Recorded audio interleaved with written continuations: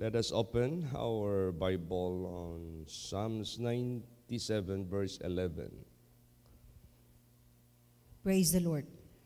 Light is sown for the righteous, and gladness for the upright in heart. Yes. So, ang liwanag ay nakatanim para sa mga matuwid at ang kagalakan para sa mga pusong matuwid. Ano itong ibig sabihin, light is sown for the righteous? Meron bang ilaw na tinatanim? Meron bang ilaw na sumisibol? Ang ibig sabihin po nito, para kang nagtanim ng liwanag sa buhay mo na balang araw, yan ay hihintayin mo at darating at aanihin mo. Ano ang anihin mo? Kaliwanagan. Anong ibig sabihin kaliwanagan? Parang solar light. Ang solar light ay sadyang naka-expose kahit paman sa araw, kaya nga solar light, dahil tumatanggap siya ng energy sa araw. At ito ay automatic habang ito ay nabibilad sa araw, yung battery storage niya ay nag-i-store ng power. Automatic siya dahil pag dilim, alas 6, usually ng gabi, ay sadya lang itong liliwanag. So hindi ka magkakaproblema sa lugar mo o bahay mo na madilim lagi. Pag makadetect lang yan ng dilim, liliwanag yan. Magsisindi siya. So ganun din po sa buhay natin. Huwag tayo na mga anak ng Diyos na natuto na mamumuhay na matuwid, natuto nang mabuhay na righteous sa harapan ng Diyos. Huwag tayong mabahala sa dilim. Ano ba yung dilim? Problema, sakit, tukso, pagsubok sa buhay, kung ano-ano pa. Huwag tayong matakot dyan. Automatic. Liliwanagan yan ang Diyos. Praise the Lord. Kasi ang ilaw, nagagamit yan sa panahon ng dilim. Yan yung purpose ng solar. Kaya sa buhay po natin, mamuhay lang tayong matuwid, mamuhay lang tayong banal, mamuhay lang tayong masunurin sa Diyos. Hindi na natin problema ang mga pagsubok sa buhay, mga tukso sa buhay, mga pangangailangan, lahat na ating hinaharap dahil automatic yan, liliwanag yan. Anong liliwanag? Lutasin, pagalingin, at maliban dyan, hindi lang lutasin yung mga problema natin, ibigay pa ng Diyos yung ating hinihiling. Ibibigay pa ng Diyos yung ating mga minimithi ng ating puso, yung dinidesire ng ating puso. Kaya mamuhay matuwid, mamuhay na banal, araw-araw, minuto-minuto, segundo-segundo, oras-oras, araw-araw, buong linggo, buong buwan, buong taon, buong buhay natin, mamuhay tayo. Kasi hindi na mapuputol yung liwanag natin. Hindi na mawawala yung liwanag sa buhay natin galing sa Diyos. Lahat ng kadiliman, walang magawa sa buhay natin. Unang-una, si Satanas, walang magawa sa buhay natin para tayo linlangin. Ang kasalanan, walang magawa sa atin para tayo pahamak. Ang kalikuan, walang magawa sa atin para tayo iligaw. Lahat yan ang mga kapangyarihan ng kadiliman. Walang magawa yan.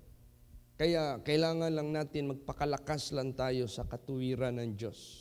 No? Magpakalakas lang tayo sa pagsunod sa tuntunin ng Diyos. Kasi walang dilim na hindi niya liliwanagan sa buhay natin. Basahin natin. Psalms 18:28. Praise the Lord. For thou wilt light my candle.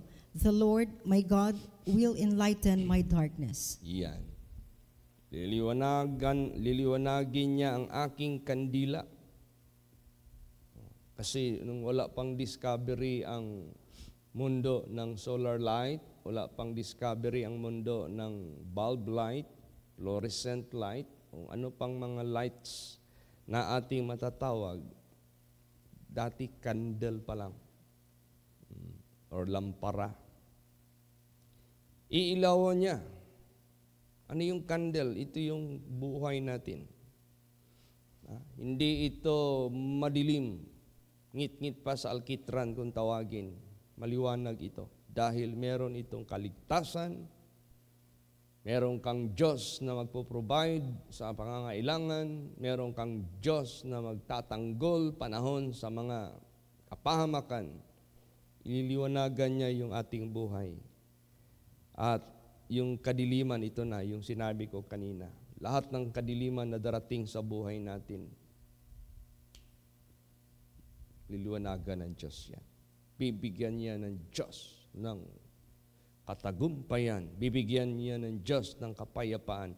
Kung ito-trouble ka ng dyablo, bigyan ka ng Diyos ng kapayapaan. Kung tambakan ka ng mga problema, lutasin lahat yan ng ating Panginoong Diyos.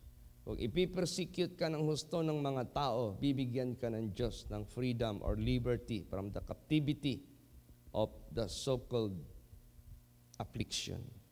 Ganun, napakadakila ng ating Panginoong Diyos. Kaya kung meron mang yung tinatawag na beneficial, yung makaano ka ba, makinabang ka, ito yung buhay na matuwid. Ito yung buhay na banal sa harapan ng ating naglalang ng lahat. Yan ang pinaka-importante. Hindi yung gagawa ka ng masama para makapera ka, mangluluko ka ng tao para makaganansya ka. Wala, masama. Lalo kang ilulugmok niyan sa kapahamakan. Lalo kang ilulugmok niyan sa kadiliman. Pero sa Panginoon, sabihin ko po sa inyo, hindi na kailangan magdaya ka pa, hindi na kailangan magnakaw ka pa, hindi na kailangan gagawa ka pa ng mga strategy para yayaman ka ng husto. Hindi. Ang Diyos mismo ang magbigay ng lahat ng iyong kagustuhan. Temporal man, lalot na eternal. Ganun ang ating buhay na Diyos. Kaya, pasalamat tayo sa ating Panginoong Diyos. Ngayon, kung pinagpala ka ng ating Panginoong Diyos, pagpalain mo rin yung nangangailangan. Pagpalain nyo rin mo yung tao na nangangailangan. Maging generous ka rin. Maging helpful ka rin. Basahin natin. Psalms 112 verse 4. Praise the Lord. Unto the upright there ariseth light in the darkness. He is gracious and full of compassion and righteous. Yan. Doon sa mga matutuwid may darating, may sisibol na liwanag sa kadiliman ng buhay nila. O yun na. Walang dilim. No amount of darkness, kahit back up pa yan ng dyablo na kayang magpahamak sa iyo. There is no amount of power of darkness that will make you miserable. Wala. Liliwanagan niya ng Diyos. Power ng ating Panginoon Diyos. He is gracious and full of compassion and righteous. Maliban ang Diyos ay gracious, gracious din tayo. Maliban ang Diyos full of compassion, maging compassionate din tayo. Maliban ang Diyos ay righteous, righteous din tayo. Yan ang tinatawag na reflection ng light ng Diyos sa buhay natin. Na once upon a time, nung unang panahon, madilim yung buhay natin. Dahil sa ating kasamaan, dahil sa ating kasalanan, kalikuan, that was buhay natin noon. Pero nung dumating ang gospel, dumating ang word of God sa buhay natin, lumiwanag yung buhay natin. Lumiwanag yung isip natin. Nakita natin yung mga bagay na hindi natin nakikita noon. Noon, wala tayong paki sa buhay natin, maimpirno o saan man tayo pupunta, pupulutin. Wala tayo. Pero ngayon, naku, alam na alam natin. Pag gagawin natin yan, maimpirno tayo o mapapahamak tayo. Kaya tayo ay merong kaalaman, merong katalinuhan, meron tayong accuracy ng senses natin. Alam mo yung sensor, importante yan eh. That will detect. Tingnan mo yung sasakyan na merong backing camera. Pag ikaw ay umaatras, meron siyang sensor, meron siyang camera. Pag you are too close, nababangga ka na, mag-signal yan, gaganon yan, para i-brake mo na. Meron siyang camera, makikita mo, may aso ba, may tao ba dyan, para hindi ka basta-basta lang mag-atras. Ganun. So, sa buhay po natin, ang gagawin ng Diyos sa buhay natin, bigyan niya tayo ng good sense. Unlike noon, madilim yung ating mga kaisipan. Hindi natin alam yung ginagawa natin. Ihatid tayo sa kapahamakan.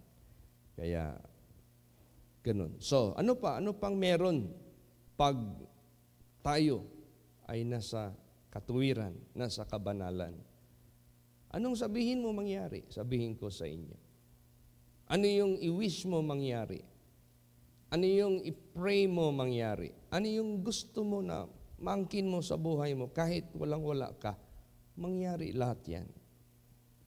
That is parang magic kung sa sanglibutan pa. But that is not magic. That is real. That is true.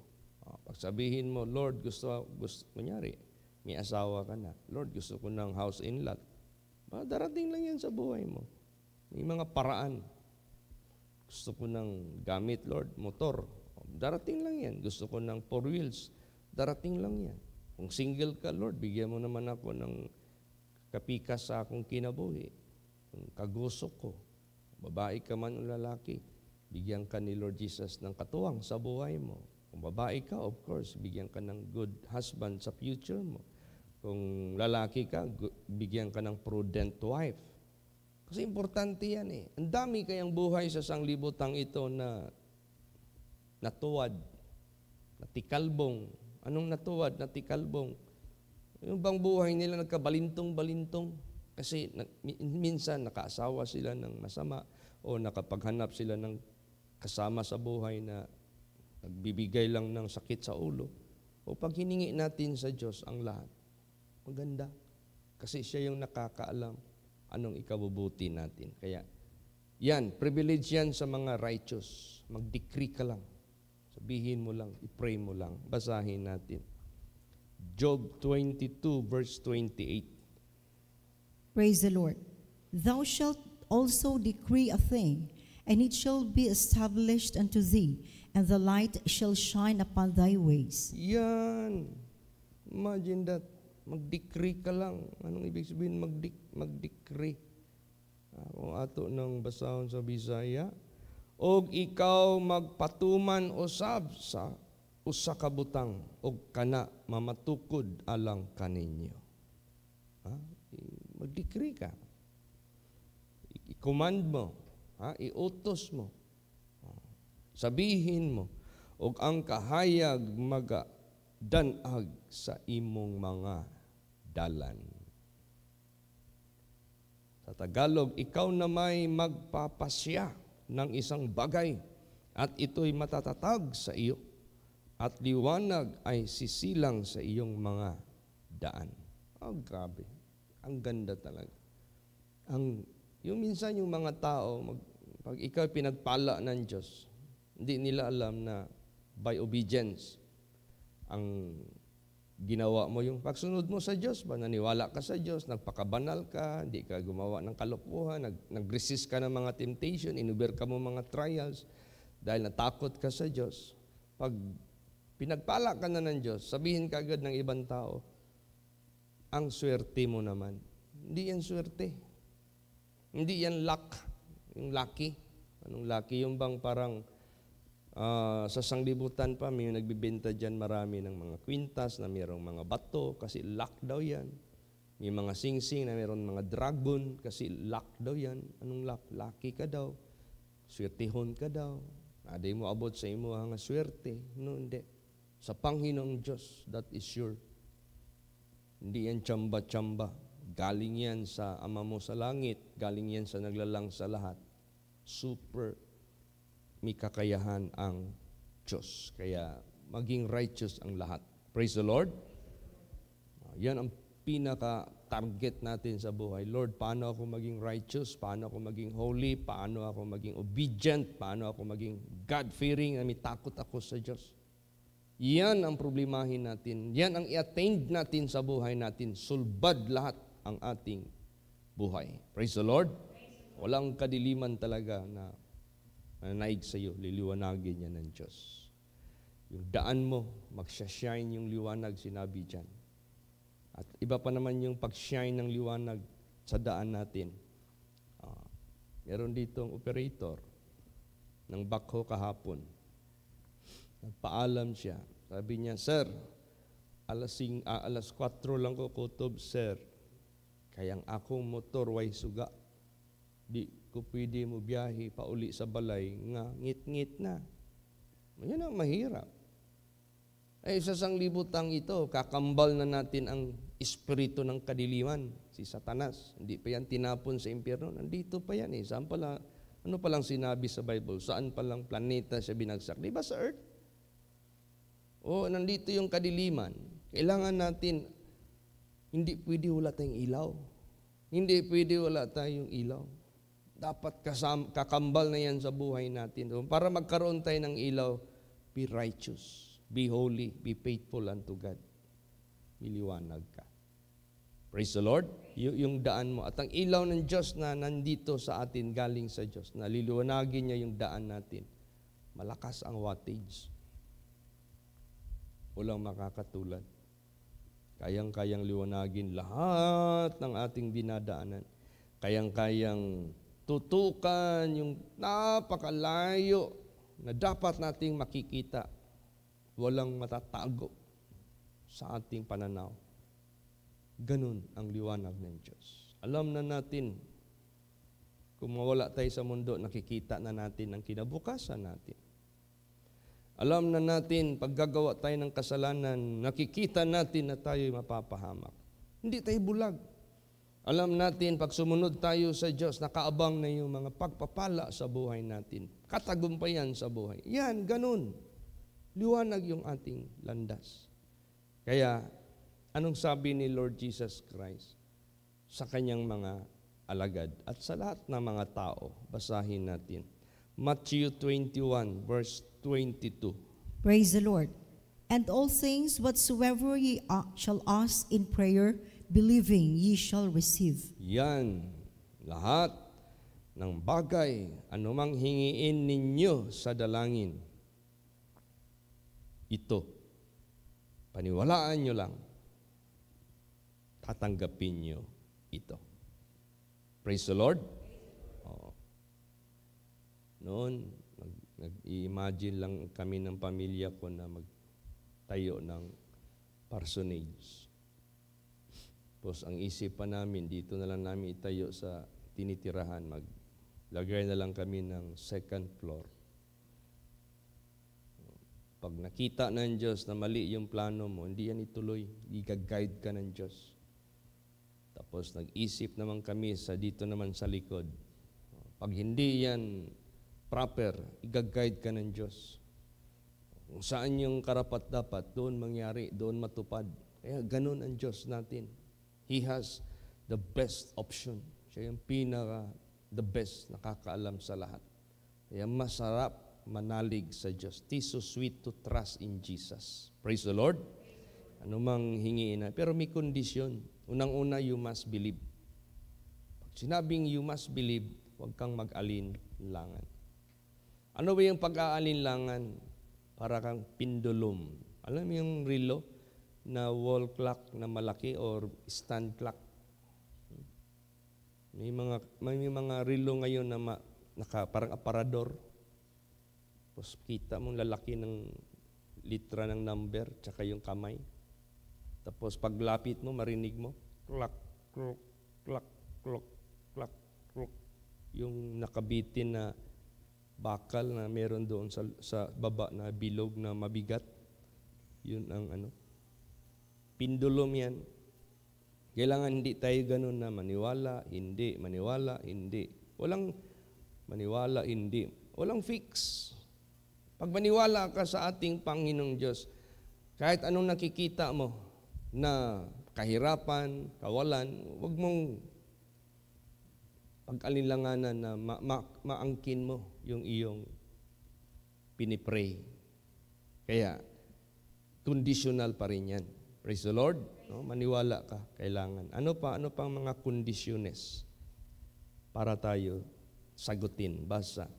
1 John 3:22. Praise the Lord.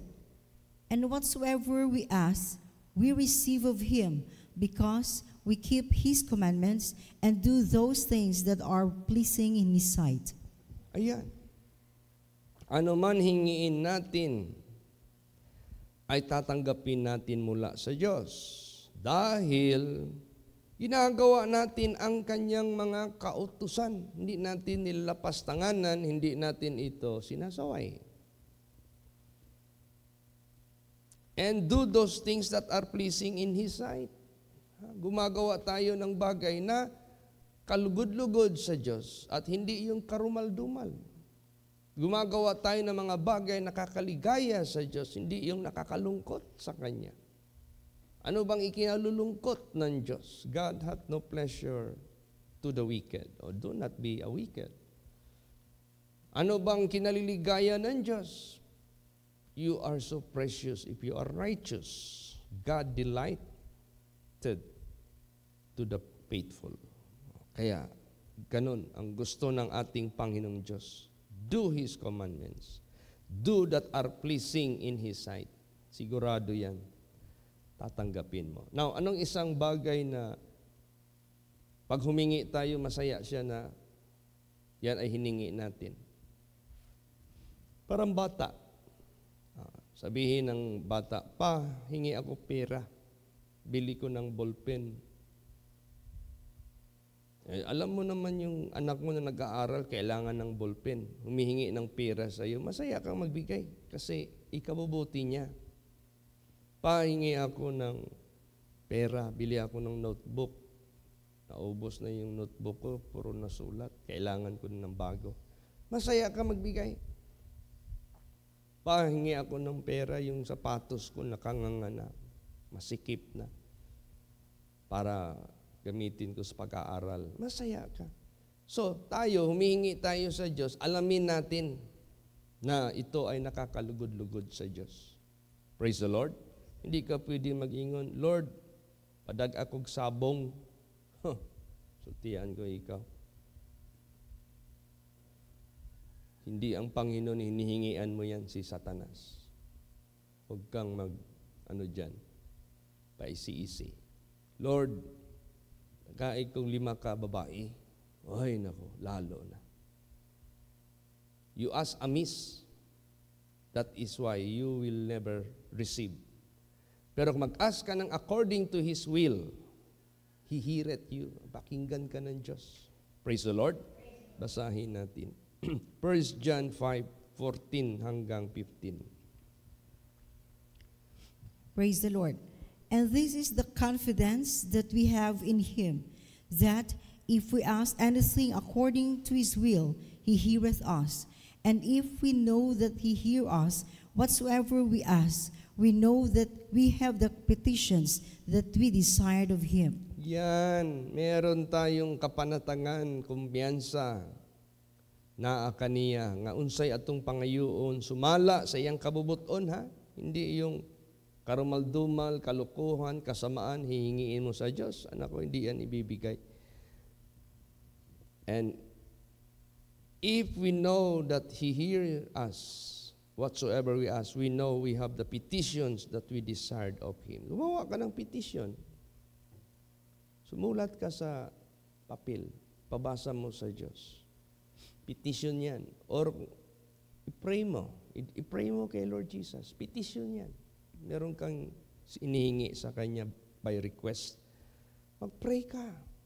Hingiin mo sa Diyos ng buong puso. Lahat ay hinihingi sa Diyos. Binibigay. Praise the Lord.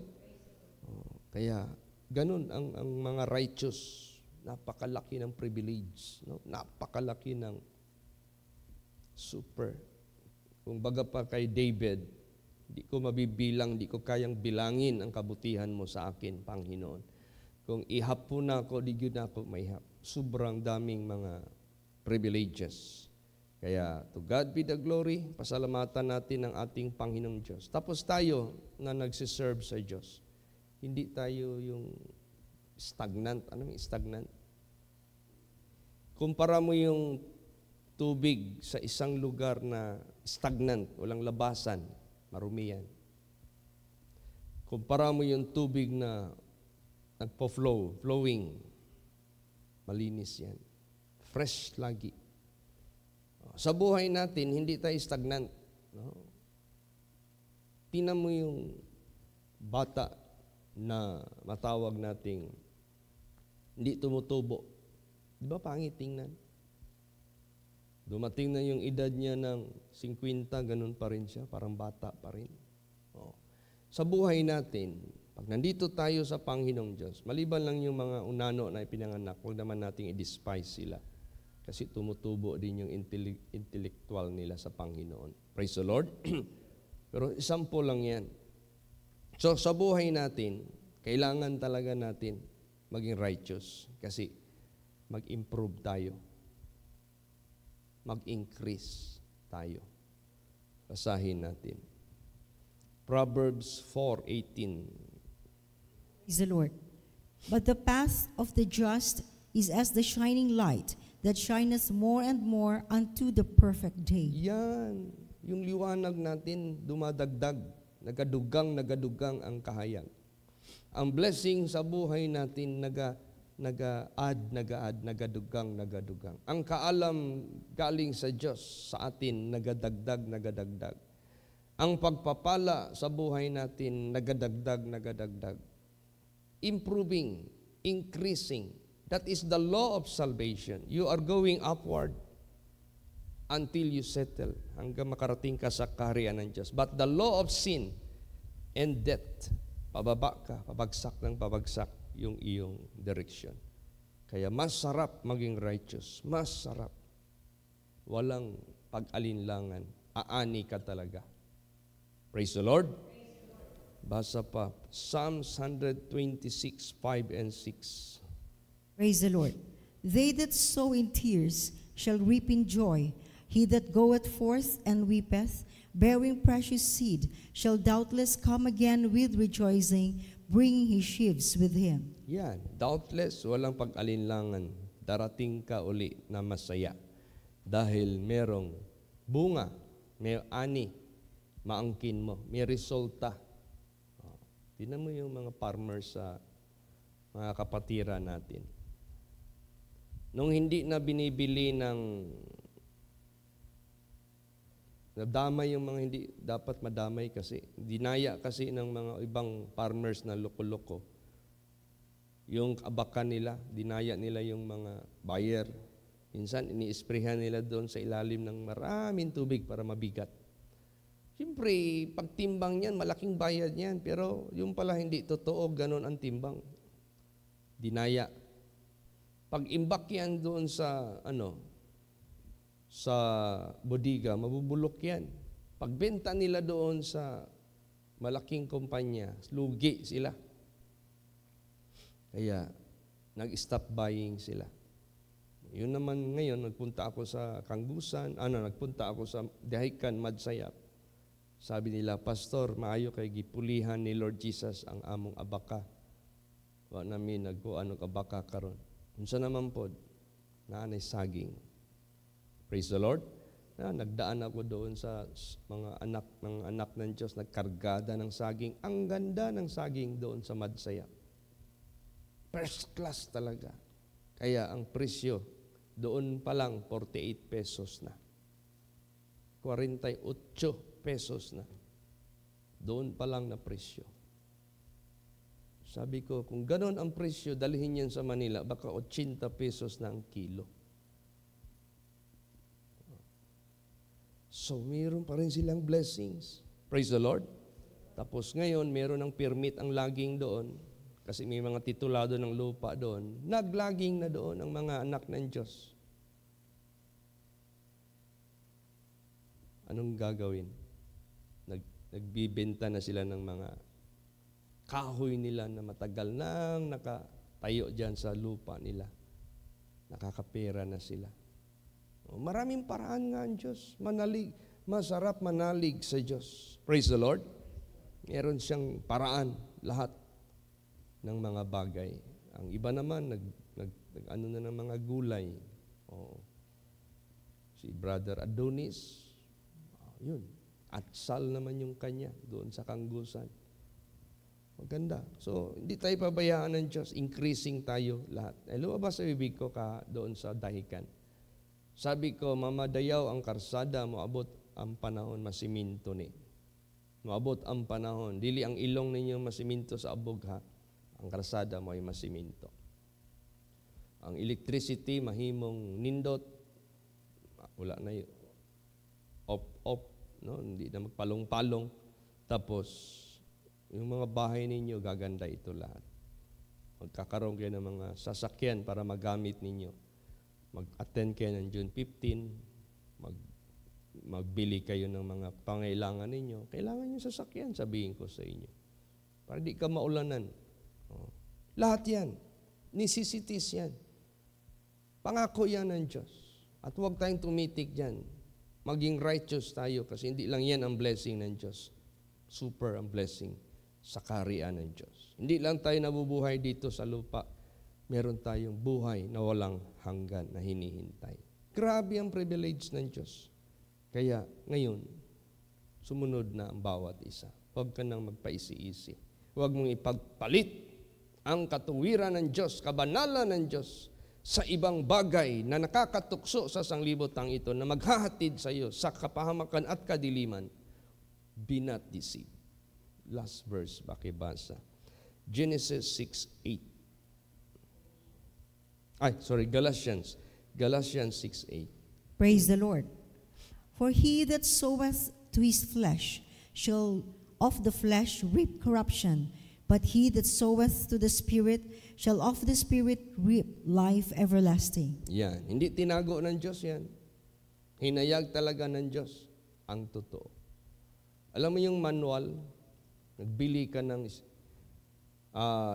electronic device, sound system, electronic device, monitor, sa computer o lahat-lahat. Meron niyang brand new, meron niyang manual. Kahit cellphone, may manual yan. Diyan mo makikita sa manual ang 2 litra na malalaki na X at saka check. Pag merong sign na X, basahin mo yon. Huwag mong ibabad sa tubig, huwag mong paulanan ito. Huwag. Pag sinabing X, huwag. Pag check, ito ang dapat mong gawin. Ilagay mo siya sa temperature na ganito. Hindi lalabis ng ganito, hindi rin bababa ng ganyan. Ganito ang gawin mo. Kailangan matapos mong gamitin, i-unplug mo. Ganito ang gawin mo, huwag mo munang gamitin ang computer. Kailangan mo munang hayaan mo muna siyang mag-on, mag-run. Yan. So, ganun din dito sa Bible. Meron tayong hindi tinago ng Diyos. Ito, pag gawin mo ito, maglakad ka sa laman, aani ka ng corruption, kapahamakan. Anong corruption? Masisira lahat ang kinabukasan mo, masisira lahat ang dapat mo maangkin mo sa Diyos. Sira lahat yan. Maimpirno ka. Ito, pag lumakad kayo sa Espiritu, aani kayo ng buhay na walang hanggan. So, walang tinago ang Diyos sa buhay natin. Kaya napakaliwanag ng ating isip at ating pananaw dahil sa Diyos. Praise the Lord. Kaya i-treasure natin ito. Ingatan natin ito. Mahalin natin ang righteousness at ang uprightness. Amen? Praise the Lord. Magsitayo po ang lahat. Sige.